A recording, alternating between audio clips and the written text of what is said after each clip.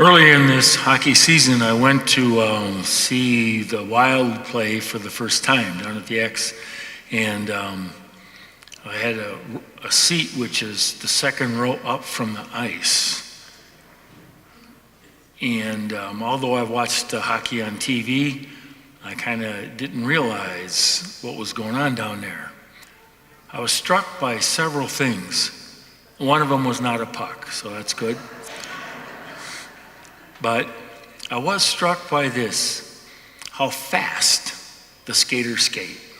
Didn't realize that on TV, but when I'm right next to them, it's like, wow. And how fast they pass that puck. It really goes. But even more importantly, what made more of an impression on me was the eyes of the players as they're going after the puck. Because I'm so close, I could see this, their eyes are bugging out of their heads, and there's only one thing that mattered, and what mattered was getting to that puck. And I just watched them. It's amazing. It's like their eyes are pulling their body along, and just to get to that one thing. I remembered that image as I read the gospel for today, where you've got this leper, and we heard in the first reading of all the things they had to do and cry out unclean and stay outside the camp, and he's supposed to ring a bell and all this, and he's dressed in rags and all that, and there are prohibitions, taboos against them, laws that they're supposed to stay out. But when he saw Jesus Christ, whom he knew or had heard was a healer, he went full bore. I'm sure his eyes are like this, right straight towards Christ. I imagine people are saying, hey, you can't do that, get out of the way. He didn't care. He was just going right there, focused on Christ, went down, knelt down in front of him, and said humbly, if you wish, you can make me clean.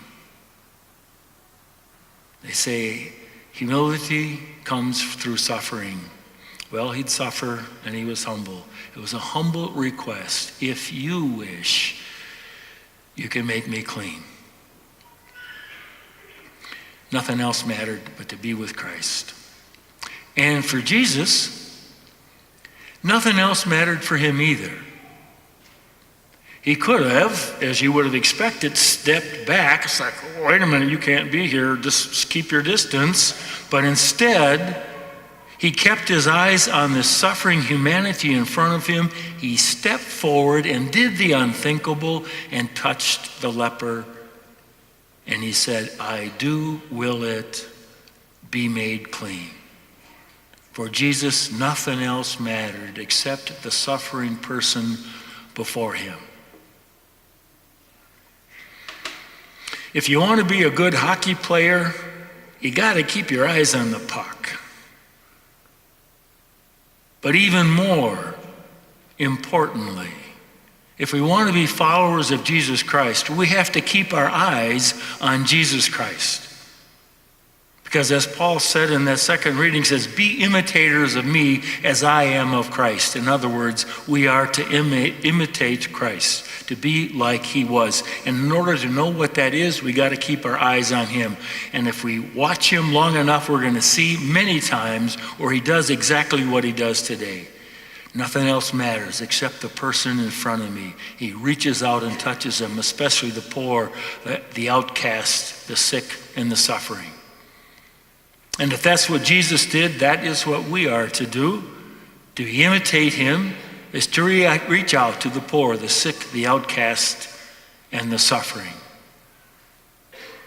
And the thing is that when we do that, we meet Christ in them.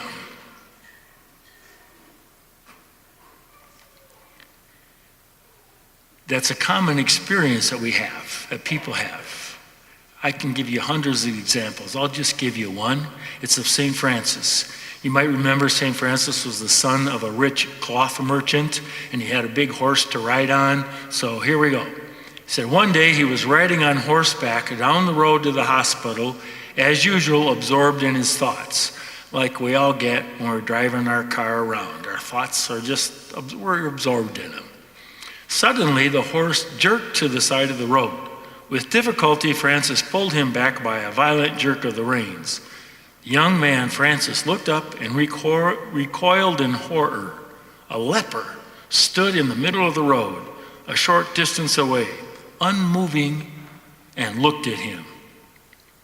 He looked fixedly, strangely, with an acute and penetrating gaze. An instant that seemed like eternity. You been there? Passed. Slowly, Francis dismounted, went to the man, took his hand. It was a poor, emaciated hand, blood-stained and twisted. He put a mite, a coin of charity in it, pressed it, carried it to his lips, and suddenly, as he kissed the lacerated flesh, he, Francis, was flooded with a wave of emotion, one that shut out everything around him, one that he would remember even on his deathbed. As the leper withdrew his hand, Francis raised his head to look at him again, but he was no longer there. He disappeared. St. Bonaventure, when he wrote his life of Francis, says this of that encounter. He said that the leper was Christ himself for Francis. And this so affected him that as he was lay dying, he wrote this in his testament. "This is how God inspired me, Brother Francis, to embark upon a life of penance. When I was in sin, the sight of lepers nauseated me beyond measure. But then God himself led me into their company, and I had pity on them. When I had once become acquainted with them, what had previously nauseated me became a source of spiritual and physical consolation for me. After that, I did not wait long before leaving the world." We meet Christ in the ones who need us. We come to know Christ then. I suspect all of us will find in our own lives some people around whom we are uncomfortable, as a leper of some sort or another. Is that true for you? Okay, let's see if you can identify with this, because you're not responding that well. So here we go. One day I was going to visit somebody in the hospital, Fairview Southdale, so I took 35W up to 66th Street, got off at 66th Street, and there's a light there. So there I am waiting at the light, and then sitting right out there by the light, up on the curb thing, is a young man and a young woman with a sign that says, "Homeless, please help." Well, what are you going to do? Well, my wallet, I couldn't get to my wallet very fast, and you've heard these stories about people doing this as a scam, and they're looking at me, and worse yet, I got my collar on. So I thought, I wish I could cover up my collar. So they're looking at me, and I'm staring straight ahead, saying, "Please, light change," And then finally the light changes, and I just left. Went on. But as you can see, it didn't leave me. You been there? Okay, that's better. We've been there. What happens when we reach out to touch? Is we reach out to touch Christ, and we meet him in the poor and the sick and the outcast and the suffering. I don't know how many times I've heard people say this, and I've said it myself. When I reach out to help somebody else, I get from them a lot more than I give. People who work at St. Vincent de Paul, or down at Veep, or down at the Loaves and Fishes, or whatever one you want to mention, sharing and carrying hands, they walk away saying, "Oh, I get much more from them than I give." Why is that? Because we're meeting Christ in those that we serve. And that affects us and changes us like it did St. Francis. What strikes me in the gospel is that Jesus looked at this suffering man. Nothing else mattered to him except the man in front of him.